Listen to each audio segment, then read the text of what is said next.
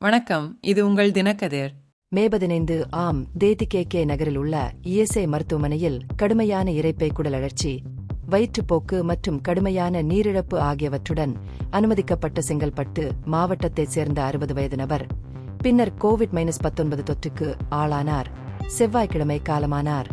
COVID-19 சோதனை முடிவு positive என்று வந்ததை அடுத்து ராஜீவ் காந்தி அரசு பொது மருத்துவமனைக்கு மாற்றப்பட்ட போது அவர் இறந்தார்.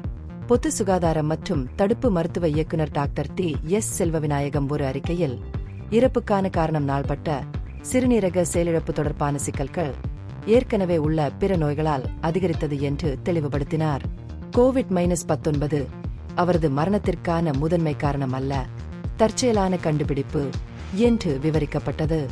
அறிக்கையின்படி நோயாளிக்கு நீரிழிவு, உயர் இரத்த அழுத்தம் மற்றும் நாள்பட்ட சிறுநீரக செயலிழப்பின் 4வது கட்டத்தில் இருந்தார். அவருக்கு வயிற்றுப்போக்கு சிகிச்சை அளிக்கப்பட்டது, அது குறைந்தது. மேலும் சிறுநீரக செயலிழப்புக்கான சிகிச்சையின் ஒரு பகுதியாக மாற்று நாட்களில் டயாலிசிஸ் தொடர்ந்து செய்யப்பட்டது. திங்களன்று அந்த நபருக்கு கோவிட்-19 தொற்று இருப்பது உறுதி செய்யப்பட்டது. மறுநாள் அவரது உடல்நிலை மோசமடைந்தது. இதனால் அவருக்கு பரிந்துரைக்கப்பட்டார். அங்கு அவர் வந்தவுடன் இறந்துவிட்டதாக அறிவிக்கப்பட்டது. அவரது உடல் சென்னை மாநகராட்சியிடம் ஒப்படைக்கப்பட்டு நிலையான கோவிட்-19 நெறிமுறைகளை பின்பற்றி மூலக்கோத்தலம் கல்லறையில் அடக்கம் செய்யப்பட்டது.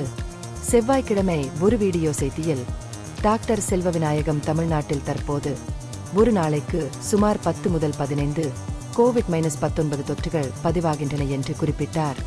இருப்பினும் எந்தவொரு வைரஸ் மாறுபாடும் கண்டறியப்படவில்லை என்றும் வழக்குகள் லேசான சுவாச குழாய் தொற்றுகளாக மட்டுமே உள்ளன என்றும் அவர் பொதுமக்களுக்கு உறுதியளித்தார். ஓமிக்ரான் மற்றும் அதன் துணை வைரஸ்கள் தற்போது மாநிலத்தில் புழக்கத்தில் உள்ளன என்பதை அவர் வலியுறுத்தினார். முதியவர்கள் மற்றும் பிற நோய்கள் உள்ளவர்கள் கோவிட்-19 இன் ஏதேனும் அறிகுறிகளை அனுபவித்தால் மருத்துவ உதவியை நாடுமாறு அவர் வலியுறுத்தினார். மேலும் அடிப்படை கை சுகாதாரம் மற்றும் சுவாச நெறிமுறைகளை பின்பற்றுமாறு பொதுமக்களுக்கு நினைவூட்டினார். இந்த பகுப்பாய்வு நுண்ணறிவுள்ளதாக கண்டால் முக்கியமான அரசியல் முன்னேற்றங்கள் குறித்த கூடுதல் புதுப்பிப்புகளுக்கு லைக் செய்யவும், ஷேர் செய்யவும், சப்ஸ்கிரைப் செய்யவும். இது உங்கள் தினக்கதிர். நன்றி.